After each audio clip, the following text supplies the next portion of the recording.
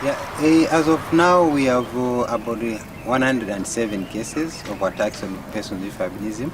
These include cases of murder, which are 18 cases of murder, and we have a huge number of cases on graveyard robbery, and also we have to include cases of abduction, and also cases of physical torture.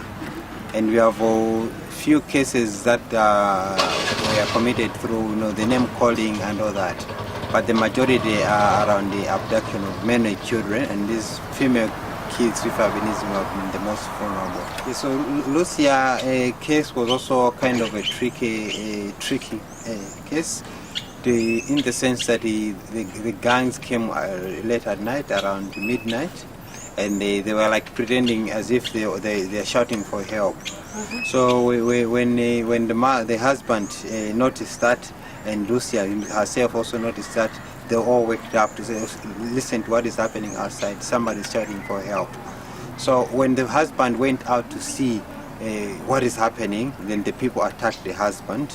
Then afterwards is when they knew that the husband when we documented the case, we noted that after they hit the husband fainted, and that's why they were able to go onwards to attack Lucia. Ndipaka yo yanga kuti ewe kata haraka haraka hata kata dumanga Lucia kawe Kiswahili kata haraka haraka kuli kuti tukucha alandiwa kutwaka ukateka haraka haraka oyura kanda fakuchone fakudumura. By the grace of God, anyway, she survived, and she managed to walk out of the home and struggled to the nearest police for support. That's right. That's right.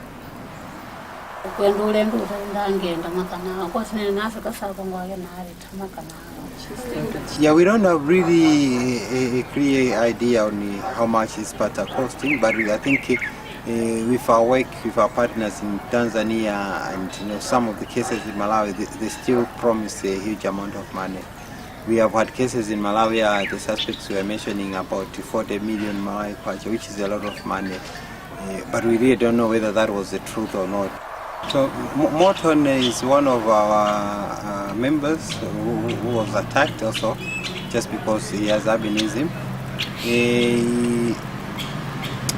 It happened when he was trying to go to school. So it was an arranged plot between the people around their homes. They have been noticing him going to school back and forth. And on that fatal day, these people planned to say they should come to their home. Mm-hmm. And the person was a well-known person in that particular community and that particular home. So when he came at their home, it was like Morton knew that person and had trust in him that he couldn't do that harmful practices. Unfortunately, that person promised Morton to say, your mom has asked me to come and get you so that you can get a chicken and all that. So it was like he just tricking him so that he should follow him. So when Morton was trying to follow him, it was a planned gang. So they were working together with that person. And when they reached the bush area, that person just said, okay, let's do the game. Then the other people, it was like a trap. They were already hiding. Then they just grabbed Morton and started to stab him. And lucky enough, we escaped the danger. And as he was crying, then a woman nearby noticed and picked him and rushed him back home, and then they rushed him to the hospital. Some Kaumba, he said, guys, you can start your job. So someone cut me this hand and someone cut me this hand.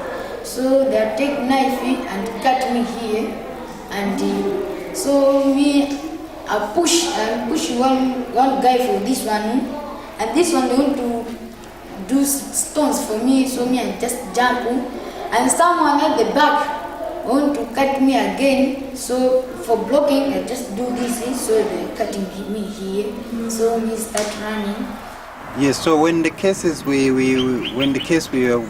documenting the cases, we took that case up to the courts, and the person who was involved in the attempted murder of Morton was sentenced to 8 years imprisonment. And after that judgment, Morton was still living in great fear. He didn't want to go to school, and the parents were complaining that he can't even walk to school. And we shared that story through the media, and the owner of the Nzuzu Academy, he said, no, we can support him. So it's like a full scholarship that the school provided to Morton, so that at least he should continue school and also be an independent person in the future. Okay. If you feel like a room without a roof, because she's happy clap along. If you feel like happiness is the truth. It's a great challenge. One of the weaknesses that we're experiencing across all the responses in Malawi is that we don't have any psychosocial support to the victims that have been attacked across the country. And even those that have survived, we have families whereby, like the Lucia case, the Morton case, we don't really support them further in terms of any psychosocial support or their needs. So it's a challenge for us as an association because we don't have the capacity. But also even through the social warfare programs of government, there's no any particular initiative that is targeting these victims that have survived the attacks against persons with evidence. Okay. That's it, I think. Thank you.